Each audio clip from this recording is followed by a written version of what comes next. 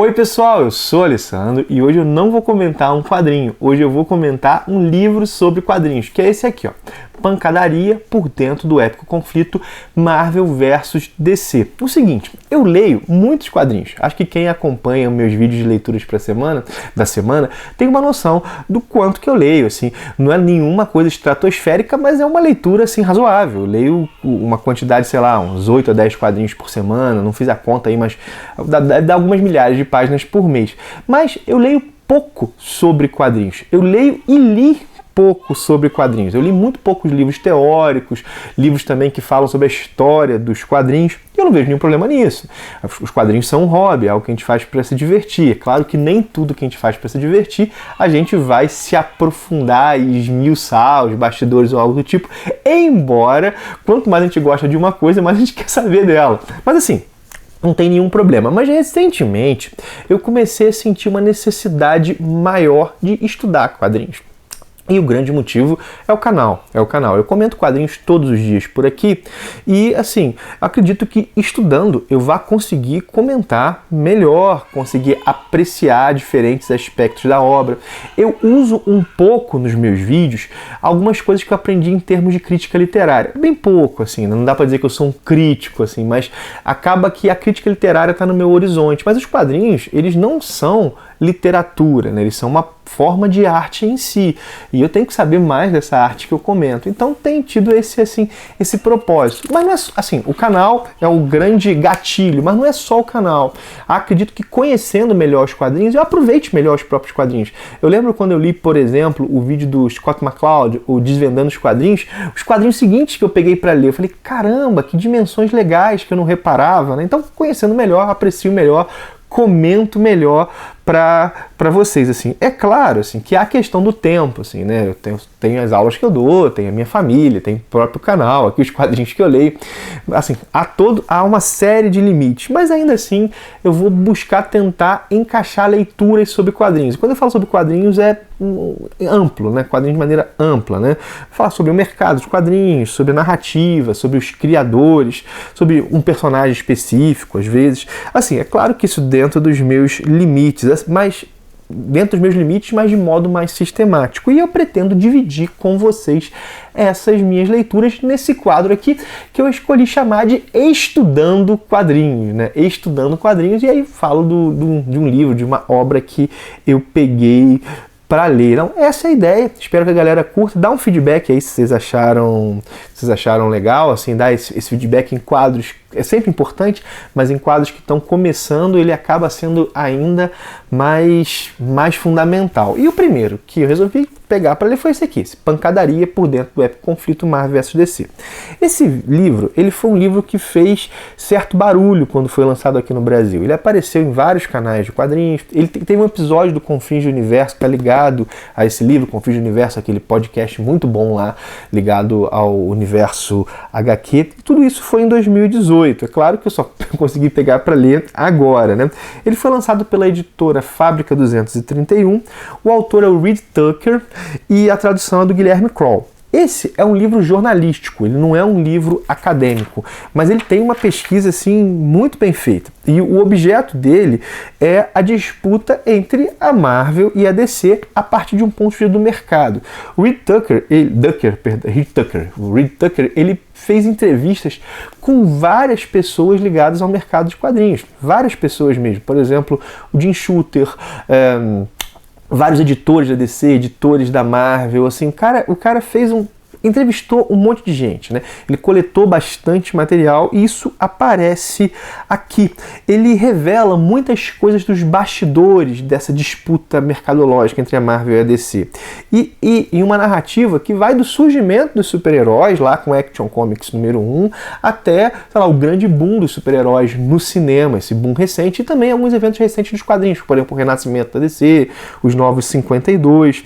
Assim, mas reparem que a discussão, ela não é sobre sobre o universo Marvel, o universo DC, sobre os personagens, isso aparece, mas a ideia aqui é um livro sobre uma disputa de mercado, sobre inovação dentro de certos produtos. O olhar é para os quadrinhos como produtos e para os leitores como consumidores, como clientes, assim. Isso é algo que não raro nós esquecemos, posso falar até por mim, a gente está tão ligado às vezes no aspecto artístico, ou então a gente curte o personagem, curte a história, que a gente esquece que isso faz parte de uma indústria, inclusive no caso dos Estados Unidos, uma cadeia produtiva bem clara, assim, né? E esse livro tem esse olhar, né? E esse livro tem várias coisas bacanas. Uma das coisas, assim, é mostrar como é que a DC se torna a primeira gigante dos quadrinhos de super-heróis, assim. Claro, outras editoras publicam outros tipos de quadrinhos, mas em termos de quadrinhos de super-heróis, a DC é a primeira gigante. E depois o livro mostra o caminho pelo qual a Marvel destrona a DC. E esse fato da DC ser destronada afeta muito a empresa, afeta muito mesmo. Inclusive bota a DC em alguns impasses. Ela copia o modelo da Marvel, que é o modelo que está dando certo, ela, sei lá, na verdade investe na própria tradição, ela ignora a Marvel, inclusive essa estratégia foi utilizada em determinado momento. A DC não tinha nem comparação a DC e a Marvel, assim. É claro, assim, que esse impasse, essa situação de ser destronada afeta os quadrinhos, e o livro mostra isso. A hipótese do livro, uma das hipóteses centrais, é que a Marvel reinventou o produto que a DC criou. E ao reinventar esse produto, a Marvel faz o quê? Ela atinge um público que a DC não atingia, isso lá nos anos 60 e 70. E assim o livro passa por diversos momentos dos quadrinhos. O boom inicial dos super-heróis, a crise nos anos 50, o retorno dos super-heróis, basicamente ali com a criação do Flash da Era de Prata, com Barry Allen, o surgimento da Marvel, o impacto dos filmes de super-heróis, os filmes impactam as vendas, o surgimento do mercado direto que nos Estados Unidos, que é essa coisa de deixar de ir para as bancas e começar a surgir as comic shops, e tudo isso a partir da lógica da disputa entre as duas maiores editoras do cenário. E, inclusive, mostra um pouco as estratégias que as editoras usam, estratégias, por exemplo, tentar cooptar trabalhadores da outra. Inclusive, mostra algumas situações que se repetem. Por exemplo, a DC tentou pegar talentos da Marvel, né? E ela fez isso com Kirby lá nos anos 70, né? E fez 60, 70, agora não estou lembrando exatamente a data, mas foi lá quando Kirby criou os Novos Deuses, toda aquela questão do Quarto Mundo. E quando ela faz isso, ela cria toda aquela coisa, né, do Kirby vem pra gente e celebra. Depois a DC faz isso de novo com Burn. E eu tava lembrando, recentemente ela fez com Bendis. Então, assim, há situações que se repetem, assim. Mas há alguns momentos, assim, que eu achei no livro que não foram tão bem trabalhados. Por exemplo, a falência da Marvel, se falou, mas se falou muito pouco. Eu acho que, dado a questão do conflito entre as duas, é um ponto que merecia algumas páginas, merecia ser trabalhado melhor. A falência que a Marvel teve lá nos anos 90. Né? Mas assim, há muita coisa bem explorada. Por exemplo, a gente acaba lembrando de grandes nomes, de nomes que marcaram artisticamente. Vamos pensar lá, o Stan Lee, o Jack Kirby, o Joe Shuster, o Jerry Siegel. A gente lembra disso, né? A gente lembra dos grandes, sei lá, desenhistas, roteiristas.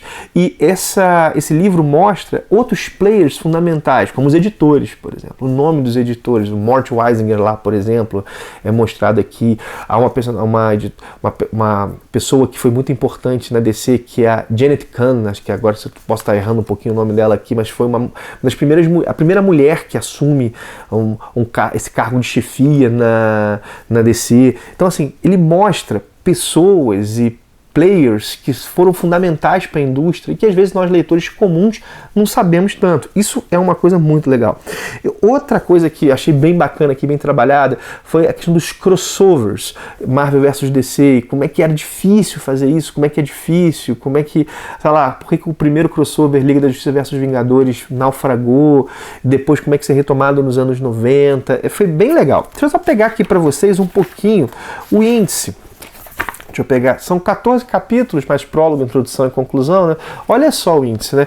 A DC se torna o gorila de 400 quilos da editora, sobre essa situação da DC se tornar grande, a poderosa Marvel vem balançando, a rivalidade pega fogo, a DC persegue a Marvel desesperadamente. A Marvel levou 11 anos para ultrapassar a DC e depois a DC nunca mais ultrapassou a Marvel, salvo exceção alguns poucos meses, por exemplo, a galera deve lembrar lá no começo dos Novos 52. Mas A distinta concorrência desfere um golpe digno das manchetes, o universo finalmente colide em um capítulo sobre os crossovers, a DC renasce para conquistar a Marvel, você vai acreditar que o Homem Pode Voar, capítulo muito bom, focado lá no primeiro filme do Superman, a batalha chega a uma nova arena, as biterias sobre o surgimento do mercado direto, a enorme e ousada aposta da DC, do crescimento enorme ao fracasso hediondo, é uma situação, um capítulo sobre o boom dos anos 90, que rendeu milhões, assim, mais a Marvel do que a DC, inclusive, mas a DC consegue ultrapassar a Marvel em determinado momento com as histórias da morte do Superman. Aqui surge, por exemplo, a questão dos grandes eventos. A guerra fica incivilizada sobre a questão de uma certa situação de ofensas pessoais grandes, basicamente tomadas muito a partir da Marvel. Filmes e séries de super-heróis dominam o mundo, a rivalidade vai das estantes de quadrinhos para as reuniões executivas. Enfim, assim, bastante coisa legal, né? E explora, por exemplo, a relação, como eu falei, a relação dos quadrinhos com o cinema. Eu acho apenas, assim, sobre o texto, né? O texto ficou fluido, a tradução do Guilherme Kroll, realmente escolheram alguém que é ligado ao mercado de quadrinhos para traduzir. Isso foi bem importante, mas acho que a revisão ficou a dever em alguns momentos, sabe? Há uns deslizes aqui que uma revisão um pouquinho mais acurada seria importante. Mas assim, é uma leitura fluida, agradável e bem informativa mesmo. Daí, curti. Bom, e curtir, você leu esse livro? Não esquece de dar teu feedback também. Você leu? Bota aí nos comentários. Eu vou deixar também, caso alguém tenha interesse, o link para compra dele. Tem na Amazon para vender, tá sempre em promoção. Deixa o link dele e o link geral da Amazon. A galera sabe que quando faz compra na Amazon, entrando por esses links, ajuda o canal. Não esquece então, né? Curtir, compartilhar, comentar, se inscrever no canal, caso você chegando por agora. Tem vídeo sobre quadrinhos todos os dias por aqui. Eu falo de Marvel, DC, Bonelli, quadrinho franco-belga, quadrinho brasileiro, mangá, embora ainda um pouco menos, mas está caminhando para falar mais. Então, assim, a ideia é comentar o maior número possível, com a maior variedade possível, com a maior qualidade possível, né? A ideia é essa. E agora, começando esse quadro aí, que é o quadro Estudando Quadrinhos. Então, minha gente, vou parando por aqui. Um abração e até o próximo vídeo.